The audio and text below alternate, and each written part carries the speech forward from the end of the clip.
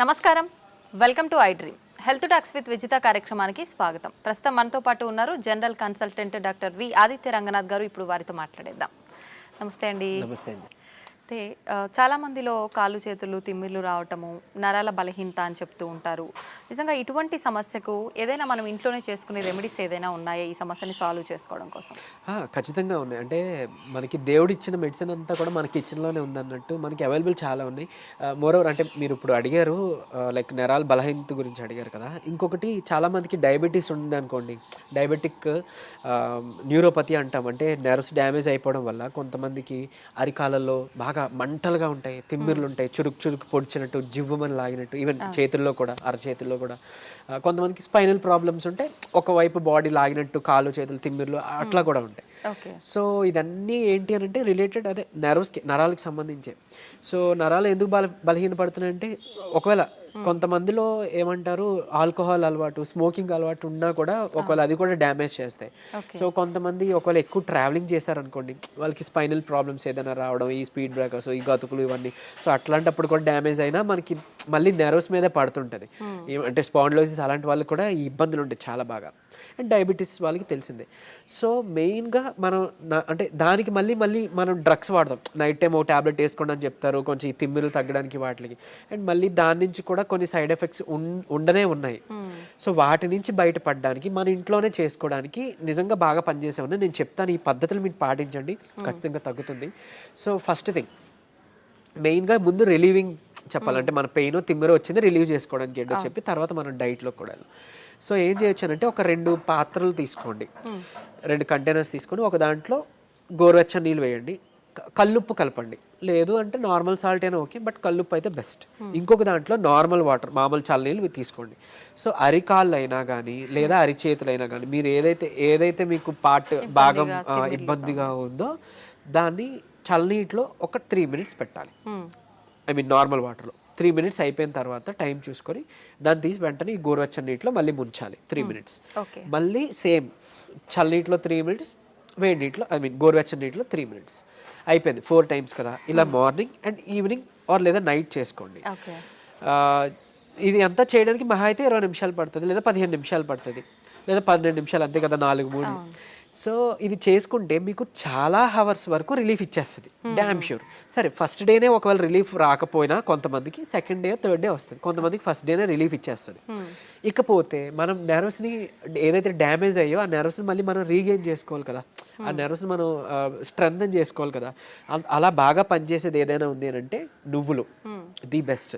అంటే మీరు గమనించుకొని ఉంటే మనకి ఏదైనా అంటే ఆఫ్టర్ ప్రెగ్నెంట్ లేడీస్ డెలివరీ అయిన తర్వాత, లేదంటే పోస్ట్ సర్జరీ అయి వచ్చిన తర్వాత ఎవరికైనా కానీ తెలగపిండితో కూర చేస్తారు ఆంధ్ర సైడ్, ఆర్ నువ్వులతో ఏదైనా పదార్థం చేసి ఇవ్వడం, ఇట్లాంటివన్నీ మునగాకు ఇవన్నీ యూజ్ చేస్తూ ఉంటారు.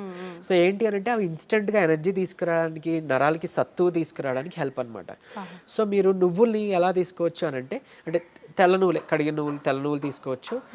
నల్ల నువ్వులు అంటే కొంచెం వెయిట్ చేస్తుంది అంటారు కొంతమందికి. తెల్ల నువ్వులు మీరు డైలీ ఒక మనిషికి 3 చెంచాలు లిమిట్ అన్నట్టు, అట్లీస్ట్ 3 చెంచాలు తీసుకోవాలి. మీరు దాన్ని పౌడర్ చేసి ఏదైనా మిక్స్ చేసి దాంట్లో తీసుకున్నా ఓకే, తినే దాంట్లోనో లేకపోతే ఏదైనా తాగే దాంట్లో.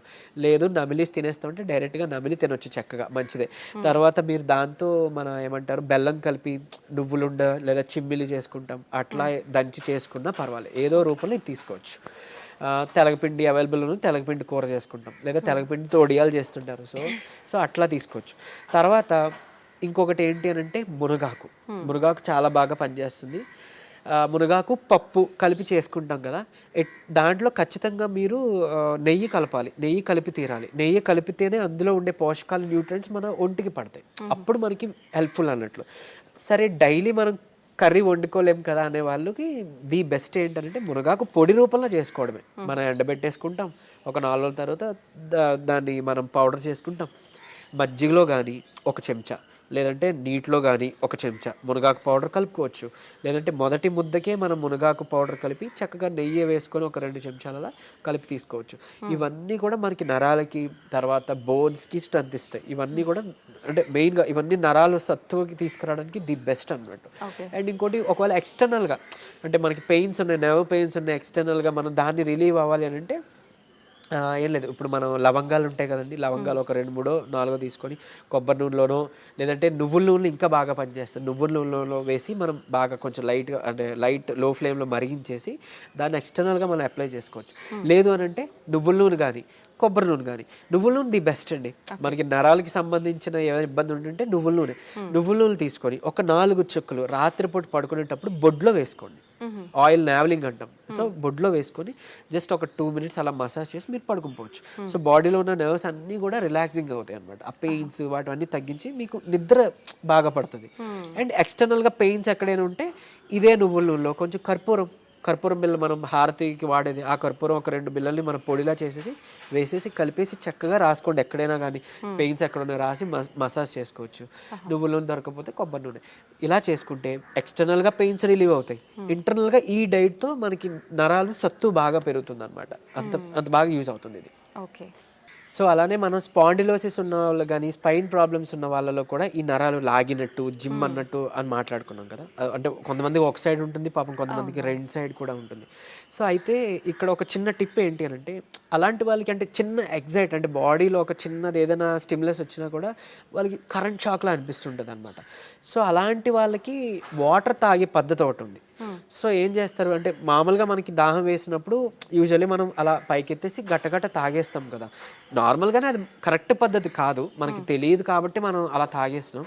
కూర్చొని నిదానంగా జస్ట్ ఎక్కడో అక్కడ చైర్ ఆర్ సమ్వేర్ ఎక్కడో అక్కడ కూర్చొని ఏమంటారు సిప్ బై సిప్ అంటే కొంచెం మనం వాటర్ వేసుకొని అది బాగా నమిలి అంటే మనం ఏమంటాం వాటర్ నములుతూ ఉంటాం కదా, అలా నెమ్మదిగా సిప్ బై సిప్ తాగితే కనుక మన బాడీలో వాటర్ కరెక్ట్గా అబ్జర్బ్ అవుతుంది. అనవసరంగా ఊరికి యూరిన్ ద్వారా పోకుండా కరెక్ట్గా కణాల్లోకి అబ్జర్బ్ అవుతుంది అన్నట్టు. ఈ ఇబ్బంది ఉన్న వాళ్ళు అది చేశారనుకోండి, వాళ్ళకి సడన్గా స్టిమ్యులస్ అలా ఏం జరగకుండా చాలా వరకు పెయిన్ అనేది తగ్గుముఖం పడుతుంది. ఇంకోటి నార్మల్గా కామన్గా పీపుల్ కూడా ఏంటంటే అలా నుంచొని తాగకుండా కూర్చొని తాగడం మొదలు పెడదాం, స్లోగా అంటే నమిలి తాగడం మొదలు పెడదాం. దీనివల్ల ఏంటి అని అంటే ఇప్పుడు యూజువల్లీ మనం ఎక్కువ తాగామనుకోండి వాటర్, బాడీకి కావాల్సినంత కన్నా ఎక్సెస్ ఏదైతే మిగిలిపోయిందో అది త్రూ యూరిన్ బయటికి పోతుంది. అండ్ మోర్ ఓవర్ సరే ఓన్లీ వాటరే పోతుందా అంటే పెద్ద మనం బాధపడాల్సిన పని లేదు. బట్ కాకపోతే మన ఎలక్ట్రోలైట్స్ ఏవైతే బాడీలో ఉన్నాయో అవి కూడా పోతాయి యూరిన్ ద్వారా. సో అందుకని మనకి నీరసం వస్తుంది, బీపీ లో అయిపోయినట్టు అనిపిస్తుంది. సో ఇట్లాంటి ఇబ్బందులు ఉన్నాయి. సో ఏదైనా అతివృష్టి అనావృష్టి అంటారు కదా, మంచిది కాదు అని అన్నట్లు. సో అందుకే ఈ పద్ధతిలో తీసుకున్నాం అనుకోండి కొంచెం మన బాడీకి హెల్త్ బాగుంటుంది. అండ్ ఈవెన్ పొద్దున్న లేచిన వెంటనే 1 లీటర్ వాటర్ తాగి అలవాటు చేసుకొని ఒక 1 అవర్ తర్వాత మళ్ళీ 1 లీటర్ వాటర్ తాగి ఇంకా అక్కడతో అయిపోయింది. మిగిలిన టైం అంతా డే నుంచి నైట్ వరకు కూడా మీకు దాహం వేస్తేనే తాగండి. ఒక గ్లాస్ వాటర్ ఎంతో, ఎక్కువ తాగాల్సిన పని లేదు. అంటే ఎక్కువ వాటర్ తాగితే మనకి మంచిదని విన్నాం కదా, ఆ ఎక్కువ తాగేది ఇలా తాగమని, అంతేగాని తాగిన ప్రతిసారి ఎక్కువ తాగడం అది మంచి పద్ధతి కాదు. దాదాపు 4 నుంచి 5 లీటర్లు తాగాలి అంటుంటారు కదా సార్. అలా ఏం లేదండి, అంటే 3.5 లీటర్ 4 లీటర్ సరిపోతుంది. మనం ఈ పద్ధతిలో తాగితే అంతే వస్తుంది.